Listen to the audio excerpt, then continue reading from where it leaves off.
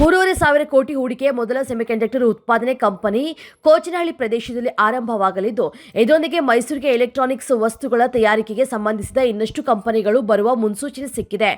Chip ಮಾದರಿಯ semiconductor ಅಸೆಂಬ್ಲಿಗೆ and packaging ಘಟಕ ಆರಂಭಿಸಲಾಗ್ತಾ ಇದೆ. ಇನ್ನು ಮುಂದೆ ಯಾವುದೇ ಎಲೆಕ್ಟ್ರಾನಿಕ್ಸ್ ಉಪಕರಣ ತಯಾರಿಸುವುದಕ್ಕೆ ಬೇಕಾದ ಸೆಮಿಕಂಡಕ್ಟರ್ ಕೂಡ ಮೈಸೂರಿನಲ್ಲಿಯೇ ಲಭ್ಯವಾಗುತ್ತದೆ.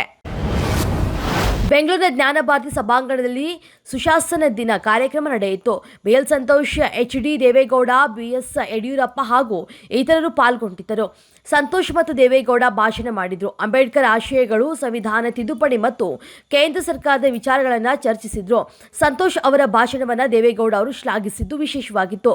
ಕಾರ್ಯಕ್ರಮದಲ್ಲಿ ಎಚ್.ಡಿ. ದೇವೇಗೌಡ ಅವರು ಬಿ.ಎಸ್. ಯಡಿಯೂರಪ್ಪ ಮತ್ತು ಇನ್ನಿತರರು ಪ್ರಶಸ್ತಿಯನ್ನು ಸ್ವೀಕರಿಸಿದರು. ರಾಜ್ಯ ಸರ್ಕಾರದ ವಿರುದ್ಧ ವಿಪಕ್ಷ ನಾಯಕ ಆರ್. ಅಶೋಕ್ ವಾಗ್ದಾಳಿಯನ್ನು ನಡೆಸುತ್ತಾ, ಶಕ್ತಿ ಯೋಜನೆಯಿಂದಾಗಿ ರಾಜ್ಯ ಸರ್ಕಾರಕ್ಕೆ ಅಪಾರ ನಷ್ಟವಾಗಿದೆ. ಸಾರಿಗೆ ನೌಕರರು ಧರಣಿ ಮಾಡ್ತಾ ಇದ್ದು, ಸರ್ಕಾರದಿಂದ 4,000 ಕೋಟಿ ರೂಪಾಯಿ ಬಿಡುಗಡೆ ಆಗಬೇಕಾಗಿದೆ ಅಂತ ಆರೋಪಿಸಿದ್ದಾರೆ. ಇನ್ನು ಮುಂದುವರೆದು ರೈತರಿಗೆ 1,500 ಕೋಟಿ ರೂಪಾಯಿ ಸಬ್ಸಿಡಿಗೆ ಸರ್ಕಾರ ನಾಮ ಹಾಕಿದೆ. ಪ್ರಸಕ್ತ ವರ್ಷದಲ್ಲಿ 1.50 ಕೋಟಿ ರೂಪಾಯಿ ಸಾಲ ಪಡಿತಾ ಇದ್ದಾರೆ ಅಂತ ಹೇಳಿದ್ರು.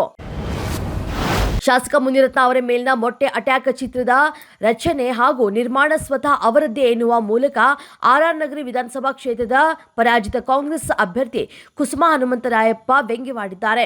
ದಲಿತರನ್ನ ತುಚ್ಛವಾಗಿ ನಿಂದಿಸಿ ಒಕ್ಕಲಿಗ ಗುತ್ತಿಗೆದಾರನ ಕುಟುಂಬದ ಹೆಣ್ಣು ಮಕ್ಕಳ ಬಗ್ಗೆ ಅವಹೇಳನ ಮಾಡಿದ್ದ ಧ್ವನಿ ಎಫ್ಎಸ್ಎಲ್ ವರದಿಯಲ್ಲಿ ಅವರದ್ದೇ ಅಂತ ಸಾಬೀತಾದ ಬೆನ್ನಲ್ಲೇ ತರಹೇವಾರಿ ನಾಟಕಗಳು ಆರಂಭವಾಗಿದೆ ಅಂತ ಕುಸುಮಾ ಹನುಮಂತರಾಯಪ್ಪ ಟೀಕಿಸಿದ್ದಾರೆ.